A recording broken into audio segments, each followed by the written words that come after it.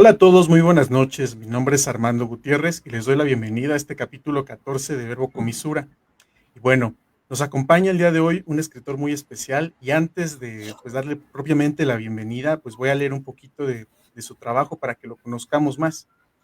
Sauriel es originario de San Luis La Paz, Guanajuato, estudia filosofía en la Universidad de Guanajuato, es autor de Galletas para Suicidas, de la editorial Frenéticos Danzantes 2019, La Llaga, Premio de Literatura León 2021 en la categoría de poesía, reeditado por Ediciones Come Fuego en 2023, la novela corta Díganle adiós al ratón, editada por el Fondo de Cultura Económica y Tierra Adentro de 2021, Imagina que en lugar de aves éramos terremoto, editado por Grafógrafos en 2022, Colmillo, libro editado por Niño Down Editorial 2023, y su más reciente poemario es Blueberry Dream, editado por la editorial Vacía 2024. Dirige la editorial Agüita de Chale y ha colaborado en revistas como Tierra Adentro, Grafógrafos, Palabrerías y por supuesto Irradiación. Y pues muy buenas noches, Auriel, ¿qué tal? ¿Cómo andas? ¿Qué onda, hermano? Bien, ¿y tú? Un gusto estar aquí, muchas gracias por la invitación. No, gracias a ti por tomarte un momentito para charlar con nosotros. Y bueno, pues antes que nada, me gustaría que empezáramos justamente pues con tus inicios, si pudiéramos hablarnos un poco de cómo fue un poco como que, cómo entraste a la escritura, qué fue lo que te llamó la atención al inicio y de alguna manera te llevó un poquito a estar ya metido de lleno en esto. Pues creo que fueron los videojuegos. Desde morrito me gustaba Age of Mythology y Warcraft. Y Warcraft pues es un juego de rol, ¿no? Entonces vas creando la historia de tu personaje conforme te desenvuelves en la historia del mundo. Y como que esta interacción con, pues sí, con las historias de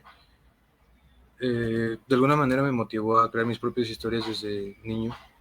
Y pues sí, fue ya esta secundaria que empecé a como que escribir propiamente cuentos. Y pues ya le pedí apoyo a mis jefes para publicar algunos, me hicieron el paro y después de eso me tardé otros 3 años en empezar a escribir poesía. Y pues, ¿qué te cuento? Mm, Oye, pues qué interesante que justamente empezaste con narrativa y no con poesía, ¿no? Y se me hace muy llamativo. em, ¿Qué te llevó entonces después un poquito como a entrarle a la poesía? Es decir, si te parecía como más accesible de algún modo la prosa y después te llamó un poquito la poesía, ¿por qué específicamente? ¿Hubo algunos textos? ¿Hubo algo que en especial llamara tu atención? Pues me da un poco de vergüenza admitirlo, pero una de mis primeras influencias fue Bukowski. Y después de leer sus poemas me metí a un taller de poesía que estaban dando en Casa de Cultura que daba Gilberto Arbizu.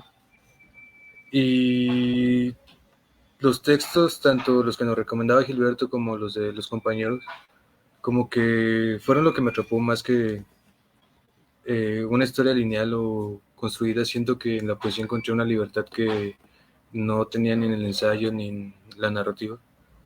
Y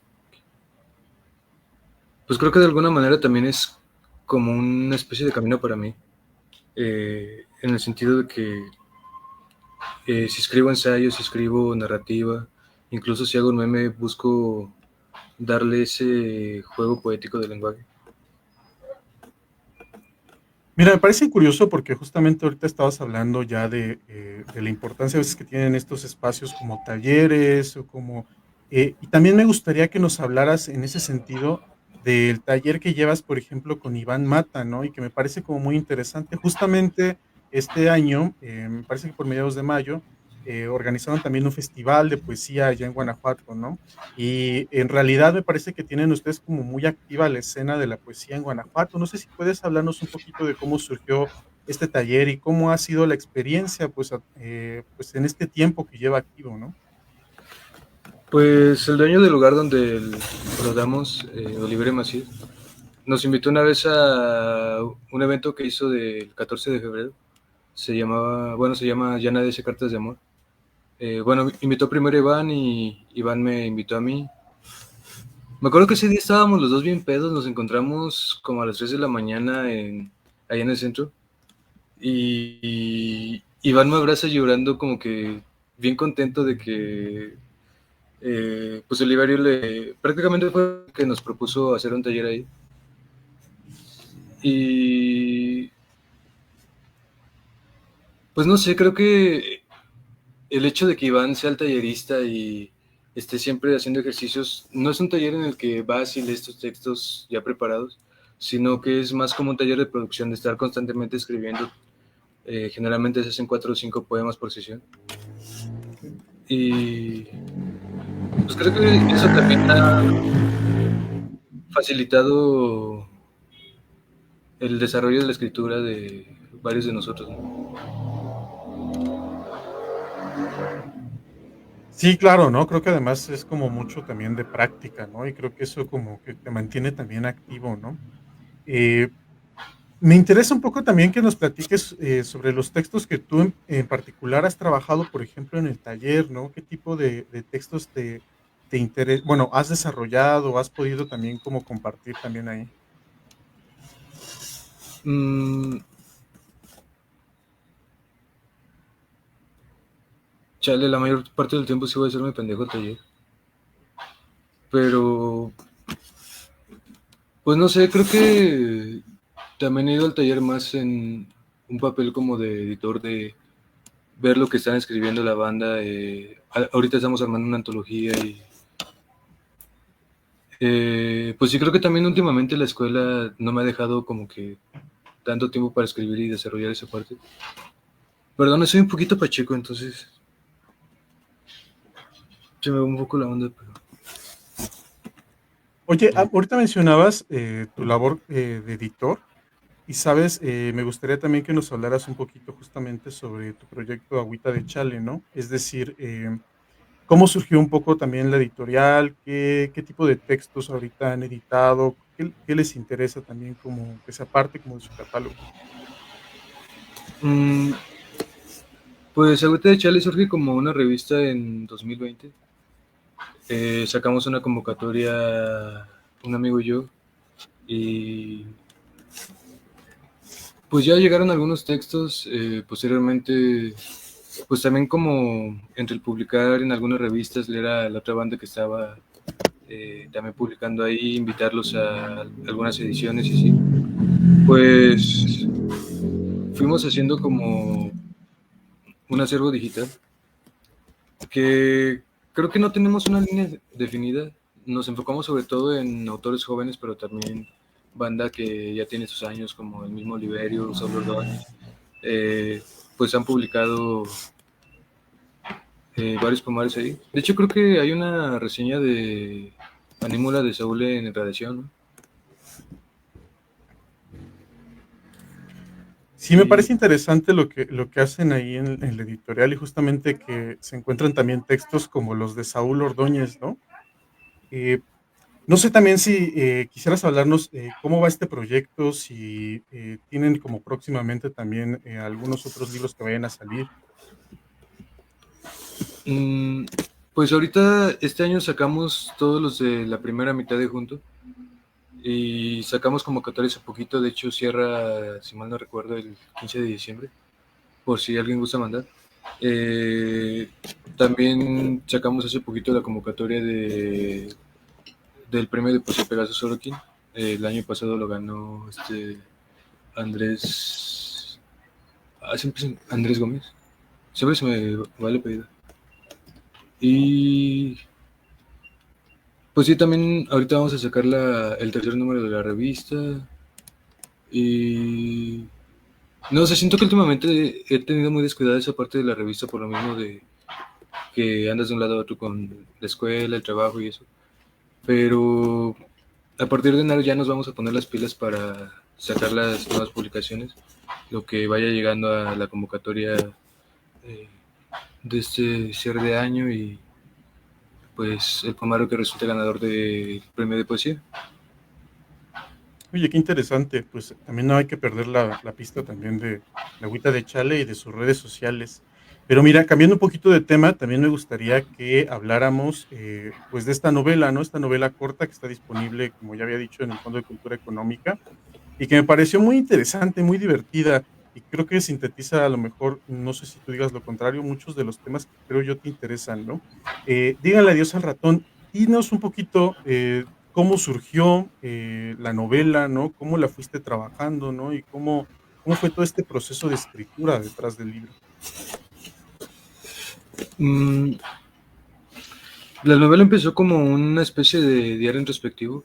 Escribía dos o tres cosas que me pasaban, pero lo que más escribía era lo que pensaba de lo que estaba viviendo en ese momento. Acababa de mudarme a Guanajuato y no tenía eh, pues un ingreso económico estable, estaba de un lado para otro, prácticamente estaba valiendo verga, ¿no?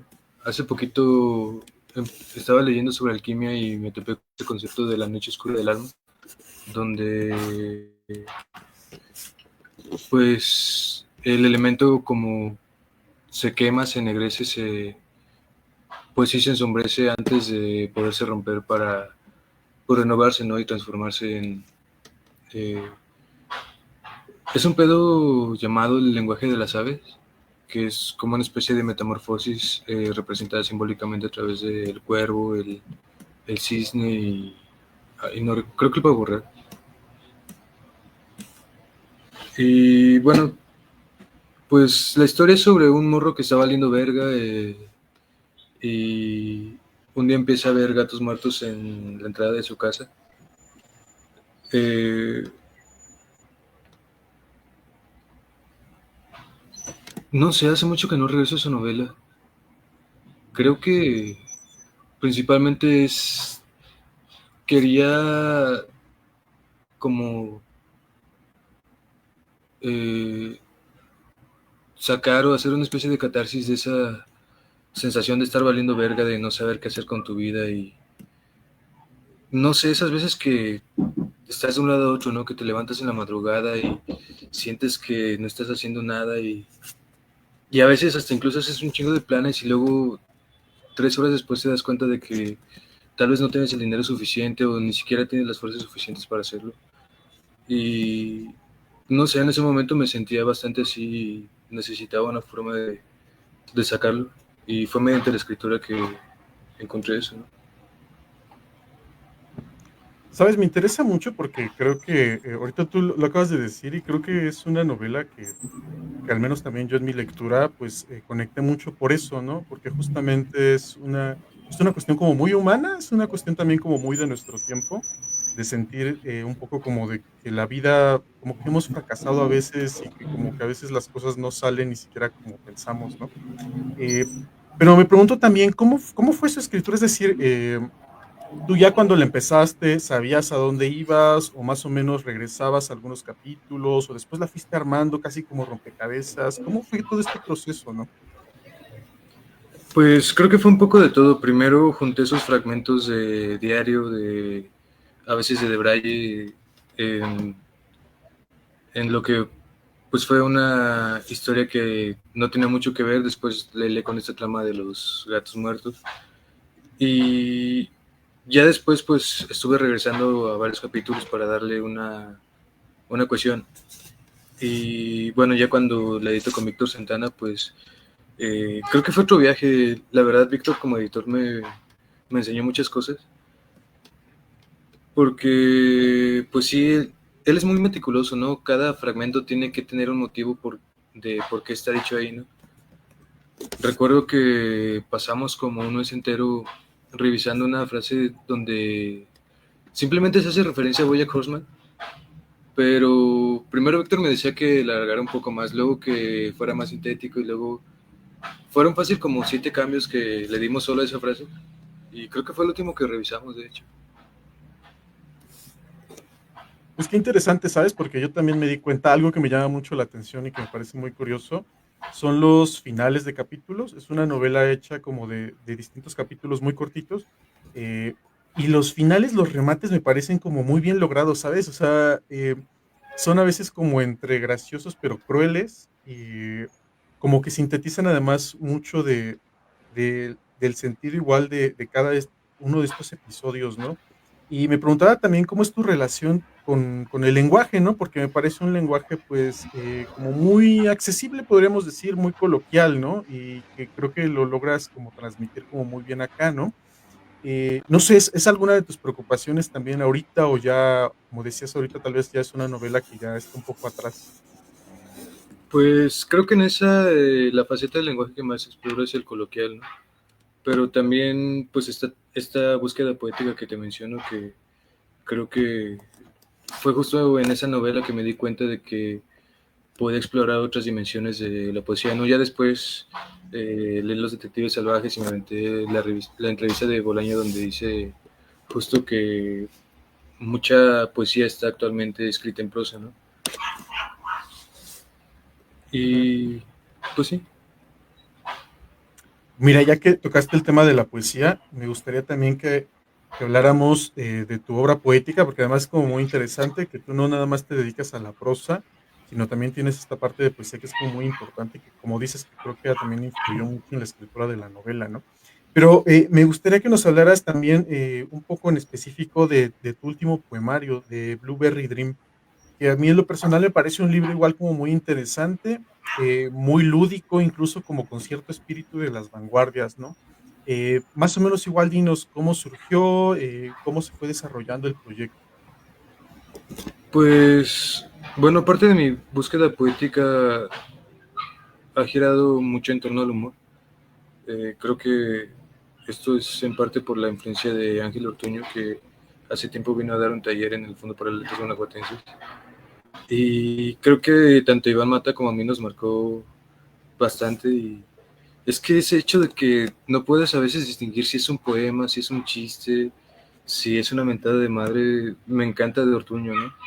Y pues creo que también, justo en la clase que tuve hoy estábamos leyendo La lógica del sentido de Deleuze, donde este güey habla de cómo el humor se posiciona también como una búsqueda ontológica, por así decirlo, con los estoicos. Eh, pues sí, de la realidad, ¿no? Y bueno, en Blueberry Dream creo que justamente a través del humor de esta transgresión al lenguaje, de burlarse de él, eh, y en todos los sentidos, ¿no? Porque Blueberry Dream también hace referencia a la cepa de mota. Y no sé, me mama Metzeta, ¿no? Que también es como una especie de novela, viaje psicodélico. Y busca hacer eso en este formato de poemario porque, sobre todo por la comunidad, ¿no? De poder hacerlo de menos de 60 cuartillas. Eh, pero,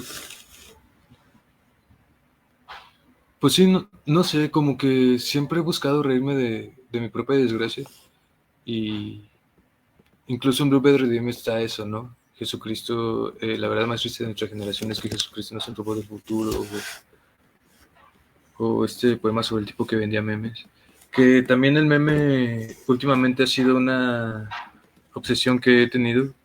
Esta onda de la teoría de Dawkins de el meme como equivalente mental de los genes, que igual se reproduce, se transmite y como los genes y los memes son vehículos unos de los otros. Pues sí, creo que, de hecho tengo un ensayo en Tierra Adentro que eh, académicamente está muy pobremente escrito, ¿no? Como la mayoría de lo que escribo. Eh, pero lo hice en un debrayizo cuando leí el Tractatus y me puse a pensar que, pues justo con esta onda de la teoría de los memes, como eh, de alguna manera son una evolución del lenguaje, ¿no? Una nueva forma que nos lleva a nuevas posibilidades del mismo lenguaje. Ya no solo el meme como imagen graciosa, ¿no?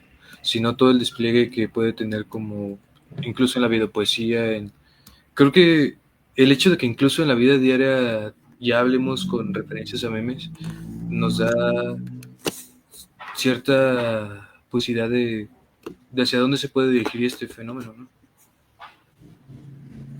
Sí, claro, y es algo como muy interesante porque justo está en conexión con lo que mencionabas del humor que te interesa. y de, pues también creo también de esta cuestión como intermedial, es decir, de que tu literatura también se mueve justamente entre distintos lenguajes, no solamente como tal la lengua escrita, ¿no? Sino incluso lo visual. Y mira, por ejemplo, te iba a preguntar, tu relación justamente con lo visual es que aquí nos alcanza a ver un poco de Blueberry Dream, que incluyes como elementos igual como por eso te decía un poco con el diálogo de la vanguardia, no sé también si es algo que tienes como en la órbita, si es algo que te interesa y con lo que has estado en contacto, ¿no? Pues este semestre en la carrera estuvimos estudiando las vanguardias, sobre todo desde la parte plástica, pero mi mayor acercamiento ha sido principalmente Bolaño, ¿no? Y los Infra. Eh, Justo ese poema también es una referencia al final de Los Detectives Salvajes que hay detrás de la ventana. Eh, pero sí quiero meterme más a leer las vanguardias, la verdad. Eh, no soy un lector muy formado en cuestión de tradiciones o cánones poéticos o cánones en general, pero últimamente sí le he echado un vistazo a, bueno, pues no sé, Huidobro, ¿no? Stefan Zweig, eh, los dadaístas, ¿no? Esta onda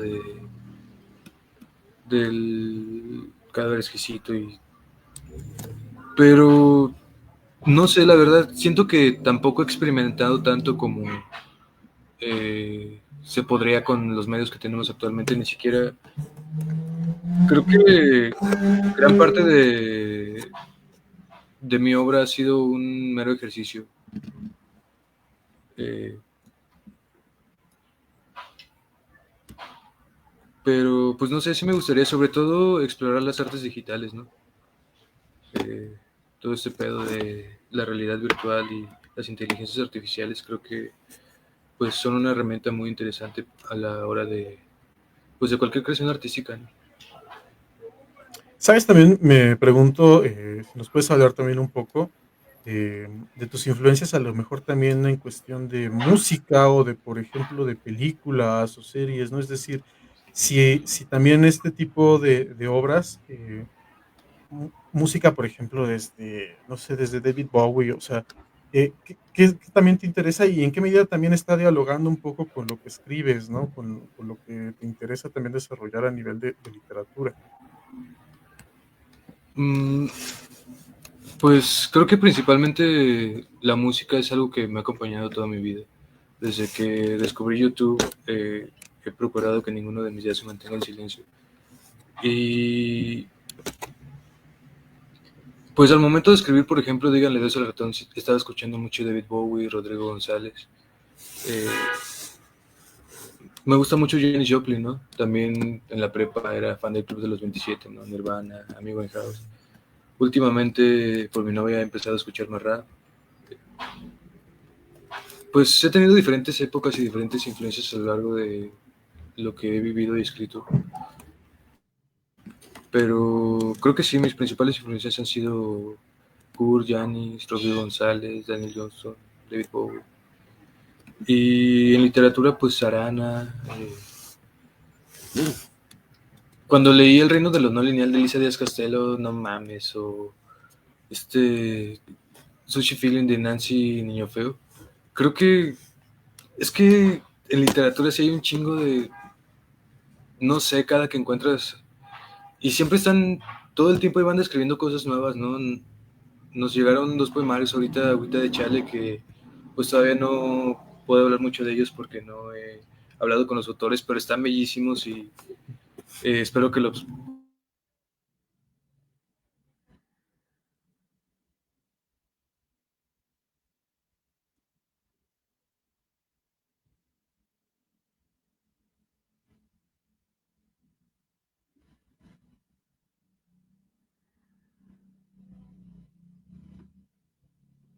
Creo que perdimos la conexión.